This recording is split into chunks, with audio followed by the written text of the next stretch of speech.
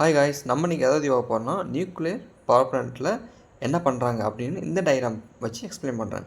First of all கோரில் என்ன நடக்கும்னா நியூக்ளியர் ஃபிஷன் ப்ராசஸ் நடக்கும். அப்படி நியூக்ளியர் ஃபிஷன் ப்ராசஸ் நடக்கிறதுனால நம்மளுக்கு large amount of heat energy ஆனது ப்ரொடியூஸ் ஆகுது.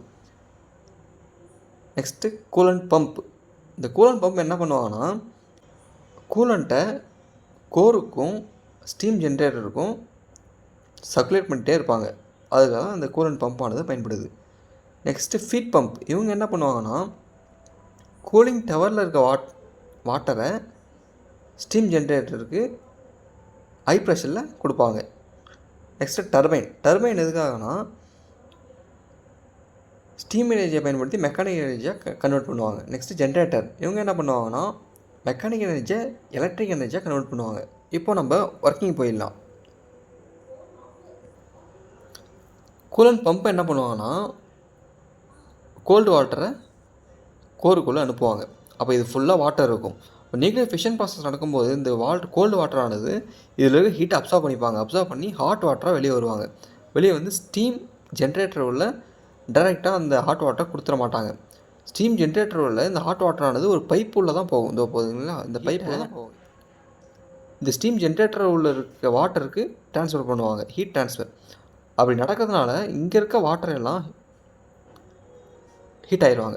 இந்த கூலண்டில் இருக்க ஹீட்டை அப்சர்வ் பண்ணி ஸ்டீமை ஜென்ரேட் பண்ணுவாங்க. பிறகு இங்கே இருக்கிற வாட்டரை இந்த கூலண்ட் பம்பானது ஹை ப்ரெஷரில் இந்த கோருக்கு மறுபடியும் சப்ளை பண்ணுவாங்க. இதாங்க இந்த ஒர்க்கிங். இந்த ஸ்டீம் ஜென்ரேட்டர் என்ன பண்ணுவாங்க, வந்த ஹீட்டை கோல்டு வாட்டரானது அப்சர்வ் பண்ணிப்பாங்க. அப்போ ஸ்டீமானது வரும். இந்த ஸ்டீம் ஜென்ரேட்டர் ஆன பிறகு சூப்பர் ஹீட்டர் ஸ்டீமானது டர்பைன் உள்ளே போவாங்க.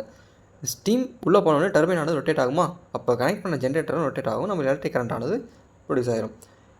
இந்த ஸ்டீம் உள்ளே போன ஸ்டீம் லோ ப்ரெஷர் ஸ்டீமாக வெளியே வருவாங்க. அந்த லோ ப்ரெஷர் ஸ்டீமானது கண்டென்சர் உள்ளே போகும். கண்டென்சர் என்ன பண்ணுவாங்க, வந்த ஸ்டீமை வாட்டராக கன்வெர்ட் பண்ணுவாங்க. அப்போ நம்மளுக்கு வாட்டர் வந்துடும். இந்த வாட்டரை ஃபீட் பம்பை பயன்படுத்தி ஹை ப்ரெஷரில் அப்சர்வ் பண்ணி ஹை ப்ரெஷரில் ஸ்டீம் ஜென்ரேட்டருக்கு கொடுத்துருவாங்க. அப்போ ஸ்டீம் ஜென்ரேட்டரில் வாட்டரானது சப்ளை பண்ணுறாங்க. இது பைப் மூலயமா இந்த வாட்டரானது உள்ளே ஃப்ளோ ஆகாது. டைரெக்டாக ஸ்டீம் ஜென்ரேட்டர் உள்ள பைப்பானது வாட்டரானது போயிடும். இந்த கண்டென்சர் எப்படி ஸ்டீமை வாட்டரை கன்வெர்ட் பண்ணுவாங்க அப்படின்னா, இந்த கண்டென்சர் உள்ள நிறையா பைப் இருக்கும். ஓகேங்களா, இப்போ ஸ்டீம் வந்து ஒரு பைப்பில் ஃப்ளோ ஆகும். நெக்ஸ்ட்டு வாட்டரானது இன்னொரு பைப்பில் ஃப்ளோ ஆகும். இது ரெண்டு ஆப்போசிட் டைரெக்ஷன் ஃப்ளோ ஆகும். ஸ்டீமில் இருக்க ஹீட்டை வாட்டரானது அப்சர்வ் பண்ணிப்பாங்க. அதனால் ஸ்டீமானது வாட்டராக கன்வெர்ட் ஆகிடுவாங்க. Thank you guys.